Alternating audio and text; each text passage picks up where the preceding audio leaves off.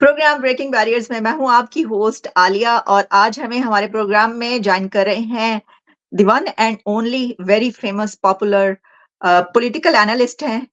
लेकिन इसके साथ-साथ हम इनको देखते हैं कि बहुत सारी ये प्रेडिक्शंस भी करते हैं, पॉलिटिकल प्रेडिक्शंस जो कि काफ़ी पूरी भी होती रहीं। बात करेंगे आज कि नरेंद्र मोदी साहब वापस आ चुके हैं, लेकिन उस दौरान बहुत कुछ हुआ।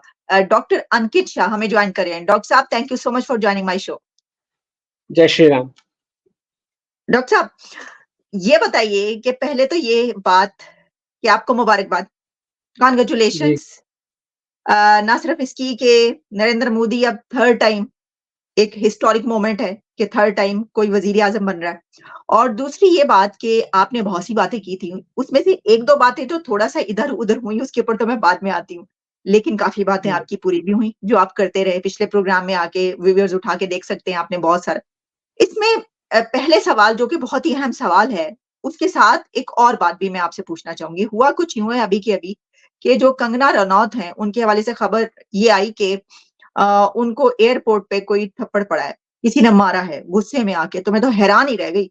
पाकिस्तान में तो इस तरह की हालात वाक़यात नज़र आते रहते हैं इलेक्शन के दौरान या बाद में इंडिया में अब एक इतनी बड़ी सेलिब्रिटी को जो है इस तरह का ये गुस्सा है, अब ये हार का गुस्सा निकल रहा है, शिकस्त का। और सवाल इसी के साथ आप इस पे जो भी कमेंट करना चाहें, लेकिन मेरा असल सवाल आपसे ये है कि कहा यह जा रहा है कि क्योंकि मैंडेट जो 400 पार का था, तो मोदी साहब को वो मैंडेट नहीं मिला, तो अब जो उनका इकोनॉमिक एजेंडा है या और जो भी उनके अज़ाइम या जो वो करना चाहते थे, वो शायद उस तरीके से उसको पूरा ना कर पाएँ।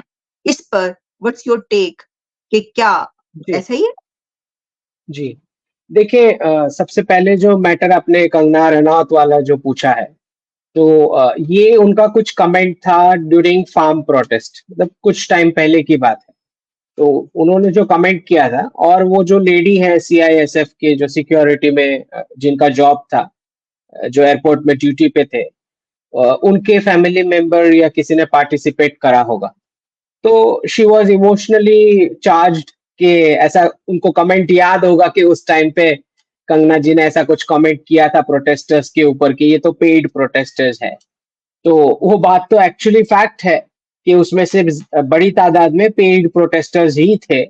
लेकिन कुछ ऐसे भी होते हैं जो इमोशनली अटैच्ड होते हैं किसी कॉज़ के साथ, जिनका एक्चुअली पॉलिटिकल कोई लेना-देना नहीं होता। हो सकता है वो लेडी की मदर एक्चुअली कुछ यू नो इमोशनली चार्ज्ड होके पार्टिसिपेट करी हो। तो आई थिंक उन्हीं का कंगना रनौत को देखते ही उनको लगा कि आई शुड टेक रिवेंज करके। बट वेरी अनफॉर्चुनेट और मुझे जो समझ में आता है कि कार्रवाई होगी और बिकॉज़ सीआईएसएफ जो है सिक्योरिटी जो इंस्टीट्यूशन है, तो कार्रवाई तो होगी। और क्योंकि नाउ शी इज़ क्यों?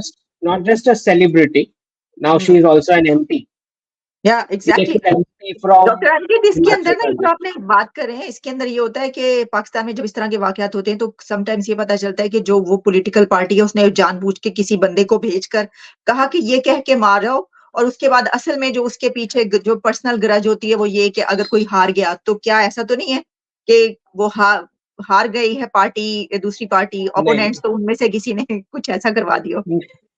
नहीं ये ऐसा तो नहीं लग रहा है। अच्छा, this is not party political party instigated या ऐसा कुछ नहीं लग रहा है। तो this okay, is just a personal anger kind of a case and okay. Obviously अब वो जीत तो गई है इलेक्शन वो तो फैक्ट है, राइट? तो उसका थोड़ा एंगर बढ़ गया होगा या जो भी है। बट वो तो यहाँ पे this is very rare, this doesn't happen Bharat में कभी ऐसा कुछ हुआ नहीं है। येस। सो सबके लिए नया है ऐसा कुछ देखना भी। तो आई थिंक कार्रवाई होगी जो भी है और मोस्ट प्रोबेबली जब ये क्लोज़ हो जाएगा तो you never know because females जो होती हैं थोड़ी ओवर इमोशनल होती ही हैं, राइट? तो ये हो भी सकता है कि बाद में गंगा जी उनसे मिले और बात भी करने को हाँ, बुलाएँ हाँ। Because now she is in government, right? Now she right, is a government, she is a leader. Okay, so she also understands कि उनका भी रिस्पॉन्सिबिलिटी बनता है अगर किसी का जेन्युइन कुछ कॉज है सुनने के लिए। तो दोनों साइड की बात है कि गवर्नेंस का ये भी होता है कि सिक्योरिटी एंश्योर करना, लेकिन now she herself is in the government, तो उनको सुनना भी चाहिए लोगों को अगर कोई किसी का जेन्युइन कॉज है तो। फार्मर बिल्कुल। प्रोटेस्ट वाला तो नहीं था मेरे हिसाब से, बट अगर कुछ है किसी का कॉज तो मासेस की एज अ सिटीजन उनका राइट है कि भाई लीडर्स उनको सुने। तो मुझे लगता है कुछ टाइम बाद she will be called and they will meet. Okay, okay. जी, अब ज़रा जवाब दे दीजिए कि ये क्या मोदी साहब के पास इतना मैंडेट है कि वो पहले की तरीके से अपने तमाम जो भी उनकी टारगेट्स हैं, उसको अचीव कर पाएँगे? देखिए आलिया जी, इसमें कि पिछले 2-3 दिनों से मैं ये जो रिजल्ट आया है, उसके ऊपर मैंने जितने भी एनालिसिस सुने हैं, मोस्ट ऑफ द एनालिस्ट बोल रहे हैं कि अब जो रिफॉर्म्स हैं वो स्लो हो जाएँगे, राइट? मेरा ये मानना नहीं है, क्योंकि जितना मैंने मोदी जी और जो पूरी कोर टीम है उनको समझा है, गुजरात में जो मैंने उनका रूल देखा है, मेरी समझ ये है कि ये हो सकता है कि कुछ टाइम बाद ऑपोजिशन के बहुत सारे एमपीज़ खुद ही बीजेपी जॉइन कर लें, जो इलेक्टेड एमपीज़ हैं। मैं ऐसा क्यों कह रहा हूँ? क्योंकि मोदी जी का जो विज़न है, उसपे कोई ये डाउट नहीं है उस विज़न के अंदर इंटेंशन का, कि भारत को ऊँचाई पे ले जाना है, राइट? तो जो इलेक्टेड एमपीज़ भी हैं, चाहे वो कांग्रेस से हो, चाहे वो उत्तर प्रदेश में समाजवादी पार्टी से हो या अदर्स भी 80 सीट्स हैं, जो इंडिपेंडेंट कोई पार्टी से नहीं है, राइट? वैसे भी 80 लोग, 80 एमपीज़ हैं, ठीक है? तो मुझे तो ये प्रोबेबिलिटी ज़्यादा दिखाई देती है कि सब बहुत सारा जॉइन कर लेंगे, क्योंकि जो बड़े रिफॉर्म्स होने हैं, उसमें कौन क्रेडिट क्लेम करना नहीं चाहेगा? ये मेरा अंडरस्टैंडिंग है। दूसरा, जो रिफॉर्म्स के स्पीड की बात हो रही है, क्योंकि उनका थर्ड टर्म है, तो मुझे नहीं लगता कि स्पीड में कोई कमी आने वाली है, क्योंकि अब तो बिंदास होके वो रिफॉर्म्स डाल सकते हैं, क्योंकि अगर वो रिफॉर्म पास नहीं होगा तो वो इलेक्शन बुला लेंगे। बहुत इजी है अब तो। इनफैक्ट जब मेजॉरिटी गवर्नमेंट होती है, तब जब आप कोई भी रिफॉर्म लेके आते हो, तो उसका पूरा का पूरा ब्लेम और क्रेडिट दोनों तुम्हारे ऊपर, तुम्हारे अकाउंट में जाता है, राइट?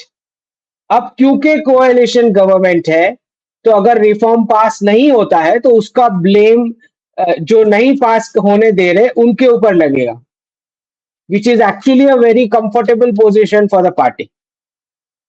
मतलब मैंने तो ये इस पर ट्वीट भी किया कि पहला रिफॉर्म डालो, 10 लोग निकल लेंगे गवर्नमेंट में से तो 10 नए आएंगे, फिर दूसरा रिफॉर्म डालो, 10 निकल लेंगे, 10 नए आएंगे, और फिर उसी स्पीड से आप आगे बढ़ो, और अगर कोई नहीं ज्वाइन करता तो इलेक्शन बुला लेना। It's very easy. In fact it is more easier than a full majority government, ऐसा मुझे लगता है, राइट? क्योंकि फुल मेजोरिटी गवर्नमेंट में ये होगा कि अगर आप कुछ रिफॉर्म लेके आए और उसमें कुछ ऐसे क्लॉजेज हैं जो जिसके साथ मासेस कंफर्टेबल नहीं है, तो उसका पूरा ब्लेम भी आपको अकेले को लगता है। पास तो हो जाएंगे because you have the numbers, but coalition में ये होगा कि अगर कुछ ऐसे क्लॉजेज हैं या उन्होंने पास नहीं होने दिए रिफॉर्म्स, तो आपके पास रीजन है, वैलिड रीजन है ये बोलने का कि they are not respecting the mandate we are calling the elections. तो मुझे नहीं हुँ। लगता कि रिफॉर्म्स की स्पीड में बिल्कुल भी कोई कमी आने वाली है। इनफैक्ट अब डबल स्पीड में हो जाएंगे, ऐसा मुझे लगता है। ये मेरा एनालिसिस है, आई कुड बी रॉन्ग, क्योंकि 99% एनालिस्ट अलग चीज बोल रहे हैं। वो बोल रहे हैं कि डिफिकल्ट हो जाएगा रिफॉर्म, मुझे नहीं लगता। दूसरा, क्योंकि कोएलिशन पार्टनर्स हैं, इतना मैं अग्री करता हूं कि जिस स्टेट से वो आते हैं कोएलिशन पार्टनर्स, वो अपने स्टेट्स के लिए कुछ बेनिफिट्स मांगेंगे। ये नेचुरल सी चीज होती है कि भाई आपकी कॉन्स्टिट्यूएंसी है तो आप बोलोगे भाई मेरी कॉन्स्टिट्यूंसी में थोड़ा ये ज्यादा फंडिंग होना चाहिए, दैट इज नेचुरल। पर मैं इस पर डिफर करता हूं कि रिफॉर्म्स नहीं आएंगे या डिले हो जाएंगे, मुझे ये बिल्कुल भी नहीं लगता है। इनफैक्ट मुझे लगता है it's a very comfortable position. Okay. तो डॉक्टर अंकित, अब उनकी नई कैबिनेट में आप क्या प्रेडिक्ट करेंगे? कौन-कौन आ रहा है? ख़ास तौर पर जब हम फ़ॉरेन पॉलिसीज़ की बात करते हैं, क्या डॉक्टर जयशंकर और इसी के साथ और जो बड़े नाम हैं, उनके जो करीबी लोग हैं, उनमें से आप किसको उसमें देख रहे हैं या कोई नई भी इसके अंदर इंडक्शन होगी? देखिए आलिया जी, जहां तक मेरी समझ है, कोर जितनी भी कोर मिनिस्ट्रीज हैं वो भारतीय जनता पार्टी के पास ही रहेगी। तो फॉरेन मिनिस्टर में मुझे नहीं लगता कोई चेंज होगा या टीम में कोई बदलाव होगा टॉप मिनिस्ट्रीज में, ठीक। लेकिन दूसरे जो बाकी के मिनिस्ट्रीज होते हैं उसमें नए आ सकते हैं कोएलिशन पार्टनर्स में से। That is very much possible, क्योंकि वो लोग सब बोलेंगे भाई हमारा भी इतना रिप्रेजेंटेशन है। बट कोर मिनिस्ट्रीज मुझे नहीं लगता कि बीजेपी के बाहर जाएंगी, अभी तो नहीं लगता है, ठीक। जहां तक सवाल इस बात का है कि क्या उत्तर प्रदेश में, क्योंकि सबसे बड़ा जो सबका एक्सपेक्टेशन था स्पेशली आफ्टर राम मंदिर कि उत्तर प्रदेश में तो मेजोरिटी आएगा, तो वहां पे जो भी कैलकुलेशन में या जो लैकिंग हुआ, आई थिंक उस पर दे हैव स्टार्टेड वर्किंग कि इसमें क्या एक्चुअली गैप रह गया जो ऐसा रिजल्ट आया है। Because that is the main state जहां से अगर वो सीट्स आ जाती तो नंबर्स कंफर्टेबल, मतलब पूरा मेजोरिटी आ जाना था इजीली। हाँ, लेकिन वो क्योंकि सीट्स, क्योंकि डॉक्टर अंकित, मैं भी समझती हूँ कि जो यूपी है उसकी तरफ से जो ये चीज हुई है उससे ज्यादा फर्क पड़ा। अगर यूपी में ये ना होता तो फिर तो हाँ, आप और जगहों से कुछ चली भी जाती तो कोई इसमें खास उसमें नहीं डिफरेंस आना था। रहेगा। Correct correct. तो बाकी के कुछ स्टेट्स में है, जैसे महाराष्ट्र में इतना, मतलब इससे बेटर हो सकता था कुछ परफॉर्मेंस, राजस्थान में भी बेटर थोड़ा हो सकता था, लेकिन मेन जो है वो उत्तर प्रदेश का लॉस है। And I think they are started working on it, क्योंकि वहां तो आप जानते हैं योगी जी है, so he is also very quick. तो I think they have started working on के कहाँ पे गैप्स हुए हैं, they will fill in the gaps. तो मतलब जो भी रेक्टिफिकेशन करना पड़ेगा, they will begin the process. अच्छा, क्या इसमें मुस्लिम फैक्टर है? क्योंकि मैं तो ये भी सुन रही थी कि है, और लोग ये भी कह रहे थे कि नहीं, मुसलमानों ने भी उनको वोट दिया।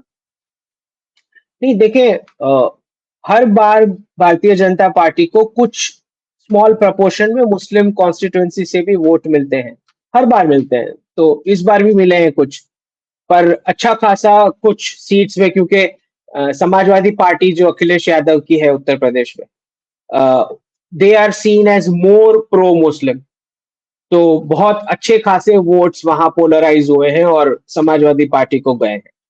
तो आई थिंक वहां पे बड़ा लॉस हुआ है थोड़ा। क्या ये जो अब थर्ड टर्म है इसकी, और जिस तरीके से ही आई है, जो बीच में जो कुछ हुआ जो हम अभी बात कर रहे थे, मुझे तो ऐसा लगता है कि फोर्थ टर्म भी बीजेपी की है इसके बाद। क्योंकि वो इसके उससे बाद कोई, जो सबक जो हासिल कर लिया है, जो लर्न कर लिया है या करेंगे, तो वो ऐसा होगा कि किसी भी कीमत पर अगली टर्म जो है वो ऐसा कुछ नहीं होने देंगे कि किसी और के पास जाए। क्या आपको भी ऐसा लग रहा है?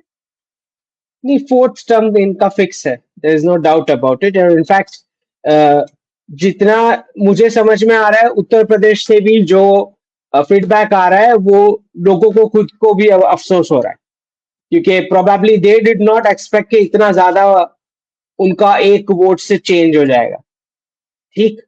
तो आई थिंक वो वहां के लोग भी अब ये रेक्टिफाई करना चाहते हैं, ऐसा मेरा अंडरस्टैंडिंग है। तो अब जब भी इलेक्शन आएगा, वी डोंट नो, चांसेस अच्छे खासे हैं कि बीच में ही आ जाए इलेक्शन, ऐसा लगता है, पॉसिबल है बिफोर द टर्म कंप्लीट्स, क्योंकि रिफॉर्म्स तो अब फुल स्पीड में जाएंगे, ठीक। जहां पर भी अटकेगा तो नया वो इलेक्शन ही आ जाएगा, ठीक है। सो इट लुक्स लाइक के अब जब भी इलेक्शन आएगा तो इसका बेनिफिट मिलना है, ये जो नंबर्स आए हैं उसकी वजह से। लेकिन क्या आप समझते हैं कि दुनिया का सबसे बड़ा लार्जेस्ट फेस्टिवल जिसको कहा गया, वो इलेक्शन करवाना आसान होगा? इलेक्शन का तो कभी कोई गवर्नेंस मतलब में तो मैटर कभी था टर्म ही नहीं। टर्म कंप्लीट किए बगैर आप कह रहे हैं ना कि इलेक्शन आ जाएगा, ये कह रहे हैं आप? Possible, very much possible. तो फिर उस सूरत में तो अगर मोदी साहब की टर्म हाफ होती है या उससे, तो फिर इसका मतलब है कि उसमें भी फिर वो अगले में भी वही आएंगे अगर इलेक्शन वक्त से वही पहले होते हैं, ऐसा है? वही आएंगे मोदी जी हाँ, as a candidate, is what you are हाँ, सेइंग। ओ, तो यस। मुझे उसमें कोई डाउट नहीं है मुझे। अच्छा, ओके। तो ये जो बात की जा रही है कि ये जो अब हम देख रहे हैं कि पहले कांग्रेस ने जो इंडिया अलायंस है, उन्होंने बड़ी कोशिश ये की कि किसी तरीके से लोगों को अपने साथ मिला लिया जाए, लेकिन ऐसा नहीं हो सका उनसे। तभी उन्होंने फिर आके अपनी डिफीट एक्सेप्ट कर ली, यानी ये कहा कि हम ऑपोजिशन में बैठ रहे हैं। उसी वक़्त कहा जाता है ना, अगर पहले से उनका ये प्लान होता, देख देख चुके थे कि बीजेपी की ज़्यादा है, उन्होंने तब भी नहीं कहा था, वरना तो फौरी उसी वक़्त कह दिया जाता है कि भई ये तो जमहूरियत है, तो हम बैठ जाएँगे ऑपोजिशन में। लेकिन उन्होंने कोशिश करने के बाद, तो क्या आपको लगता है ये जो बात कही जा रही है कि 400 पार हो जाएँगी, ये तो लोग इस तरफ आ रहे हैं, ऐसी भी कोई है सिचुएशन? देखिए, मैंने आपको स्टार्टिंग में ही बताया कि बहुत सारे ऑपोजिशन के एमपीज ज्वाइन कर सकते हैं इवेंचुअली, क्योंकि मोदी जी की विजन के ऊपर तो कोई डाउट नहीं है, इंटेंशन के ऊपर कोई डाउट नहीं है, और फिर कौन क्रेडिट लेना नहीं चाहेगा। और मुझे आप ये बताएं, ऑपोजिशन में बैठने का उनके लिए क्या बेनिफिट है वहां बैठ के, right? It doesn't make any sense, Alia ji, right? तो मुझे जो आगे समझ में आ रहा है, दो रास्ते हैं कि अ, एक आपने जो 400 पार के बारे में बोला, तो वो मैं आपके दर्शकों को भी समझा दूं कि दो आंकड़े दिए गए थे, वन वाज 370 और दूसरा 400। 370 के बारे में जो समझ में आता है कि 370 रिमूवल के साथ उसको लिंक करके वो नंबर निकला था। कश्मीर के उससे हाँ 370। जी, और जो बहुत 400 भी बड़ी जो है, आपने बड़ी शरारत की है तो 370 कह के। जी, नहीं, अभी मैं जो आगे बता रहा हूँ वो आप सुने। अच्छा, 400 भी जो है, 400 जो आंकड़ा है वो भी कश्मीर से रिलेटेड है, और 400 पार होगा, ठीक है? तो ये भी सीट से रिलेटेड नहीं था, अच्छा। ठीक? हाँ, तो जब ये होगा तब आप वापस ये क्लिप चला दीजिएगा कि अंकित जी ने बताया था, ठीक है? अच्छा, ठीक है। तो मैं रिवील नहीं करने वाला, but that is what it is. 400 पार तो होगा ही, राइट? लेकिन आपको अब नहीं जहां लगता तक, कि ये जी, जी, ये जो 400 पार आपने रखा, ये बहुत हाई स्टैंडर्ड था। आप लोगों ने खुद अपने लिए मुश्किल पैदा कर ली कि 400 पार ले गए आप, तो भाई ज़रूरी तो नहीं होता। इतना इतना हाई स्टैंडर्ड रखना, क्या आपको इसका बेनिफिट हुआ है या डिसएडवांटेज हुआ है आपको? नहीं देखिए आलिया जी, जब 400 पार बोला गया, तो it is like a target. आपने एक टारगेट सेट किया, साइकोलॉजिकल टारगेट सेट किया कि इतनी मेहनत करनी है that we cross that number, right? जैसे मैंने बताया कि नंबर वो इलेक्शन से रिलेटेड नहीं है, that is related to Kashmir. मैं नहीं बताने वाला, but it is related to Kashmir, ठीक है? तो 400 पार तो होगा ही। अ, अच्छा, इसमें प्रश्न 400 ये पार है, का क्या क्या इंडिकेशन मुझे समझ नहीं आ रही, इसके साथ लिंक क्या है? नहीं 370 तो समझ लिया ना, वो आपने उसके उससे किया, लेकिन वो जब हो जाएगा तब मैं रिवील करूंगा, लेकिन अच्छा, मैं बता रहा हूँ कि 400 जो है वो कश्मीर से रिलेटेड है, ओके, ठीक है? सही, ठीक है। अब अब जो ये आप सीट्स की बात कर रहे हैं, वो मैं आपको बता रहा हूँ कि जो बहुत सारे ऑपोजिशन, पहले तो अदर्स में ही 80 सीट्स हैं, 80, ठीक है? दूसरे बहुत सारे कांग्रेस के एमपीस, बहुत सारे समाजवादी पार्टी के एमपीस, और कुछ दूसरी पूरी पार्टीज हैं, जैसे उद्धव ठाकरे के बारे में बोला जाता है, 8 सीट्स या उनका जो भी नंबर है। तो ऑपोजिशन में बैठने को तो कोई आपको क्रेडिट मिलेगा नहीं, जो जो रिफॉर्म्स होंगे उसके। अब सबको चाहिए रिफॉर्म्स का क्रेडिट, किसको नहीं चाहिए, हुँ, राइट? तो there is going to be a race, okay? अब वो कितना होता है, किस वक्त तक होता है, दैट वी डोंट नो, पर ये हुँ, बात तो तय है कि बहुत सारे इस तरफ ज्वाइन होंगे थोड़े ही टाइम में, राइट? ओके, ओके, और हाँ, ये तो आप तैयारी रखें इसके बारे में, वेरी क्लियर अबाउट इट, क्योंकि India alliance, it is not an organic alliance. सबके अपने अपने स्टेट्स में रीजनल पावर्स हैं, राइट? जो भी पार्टीज हैं, इनका नेशनल कोई अलायंस नहीं है, खाली इलेक्शन पर्पस के लिए गठित किया गया हुआ अलायंस है। जबकि एनडीए अलायंस जो बीजेपी लेड है, वो डिस्पाइट के बीजेपी की मेजोरिटी सीट्स आती है, वो अलायंस पहले से था। वो सिर्फ और सिर्फ इलेक्शन के लिए नहीं बना है वो अलायंस, राइट? ये इन्होंने सिर्फ ये वाले इलेक्शन के लिए बनाया गया अलायंस था, जो एक तो टूट भी गया, मतलब अभी न्यूज आ रहा है कि ऑलरेडी एक पार्टी तो निकल ली है। तो तो ये कभी टिकना ही नहीं था, वो उनको भी पता है। उन्होंने खाली शॉर्ट टर्म इलेक्शन पर्पस के लिए बनाया था, ठीक? तो this is how I look कि अच्छे खासे एमपीज ज्वाइन हो जाएंगे लेटर। ओके, फॉरेन पॉलिसी की कुछ बात करते हैं। क्या आप देख रहे हैं कि मोदी साहब की इस बार फॉरेन पॉलिसीज कुछ उसमें हमें मुख्तलिफ नजर आएगा? वो किसी कंट्री के हवाले से कोई नया सिनेरियो सामने आएगा? पाकिस्तान के हवाले से जो बात की जाती है ट्रेड या दोस्ती या इस हवाले से जो भी रिलेशंस कायम करने की, खैर सबसे बड़ी बात तो ये कि पाकिस्तान की तरफ से अभी मुबारकबाद का पैगाम ही नहीं गया, तो वो तो खुद ही काफी अपने पाँव पर कुल्हाड़ी मारने के लिए, उसके लिए तो जरूरत नहीं है किसी और की। तो क्या आप फॉरेन पॉलिसी में कोई चेंज होता हुआ देखेंगे? नहीं, I think Alia ji foreign policy और ज्यादा बुलिश होगी, और ज्यादा वोकल होगी, और ज्यादा स्ट्रांग होगी। इनफैक्ट ये इलेक्शन में जिस प्रकार से फॉरेन इंटरफियरेंस हुआ है, जिस डेप्थ के साथ फॉरेन इंटरफियरेंस हुआ है, अगर मैं आपको सिंपल सा एग्जांपल दे दूं, अगर मैं आज अभी गुजरात में बैठा हूं, ठीक, अगर मैं कल महाराष्ट्र जाता हूं और मैं अपना सोशल मीडिया ओपन करता हूं, चाहे फेसबुक है, व्हाट्सएप है, ट्विटर है, या यूट्यूब, तो पूरा उसका रेकमेंडेड का जो दिखा देते हैं वो सब कुछ चेंज हो जाता है। इतना माइन्यूट फॉरेन इंटरफियरेंस हुआ है कि जैसे ही आप दूसरे रीजन ज्योग्राफी में जाते हो, तो आपको अंदर रेकमेंडेड में वो चीजें दिखाई जाएगी which is anti BJP, anti Modi. State wise planning हुई है फॉरेन इंटरफियरेंस की, मैं ये बता रहा हूं आपको, राइट?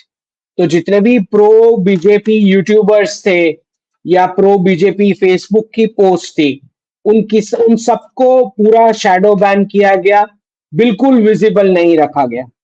और जो जो स्टेट्स में ऑपोजिशन पार्टीज थी, उसमें उस स्पेसिफिक पार्टीज की पोस्ट को बूस्ट किया गया, और इतना बूस्ट किया गया, मतलब एक I can give an example, Germany से जो आते हैं ध्रुव राठी करके, उनके अगर आप व्यूज देखोगे तो पूरे लास्ट 1.5 मंथ में 7, 8, 10, 100 टाइम्स जितना बढ़ा दिया गया कुछ कुछ एरियाज में। एरिया स्पेसिफिक किया है, माइन्यूट डिटेलिंग के साथ फॉरेन इंटरफियरेंस। इसलिए मैं आपको बता रहा हूं कि फॉरेन पॉलिसी और ज्यादा बुलिश और स्ट्रांग होने वाली है, क्योंकि इस पर एक्शन लिया जाएगा।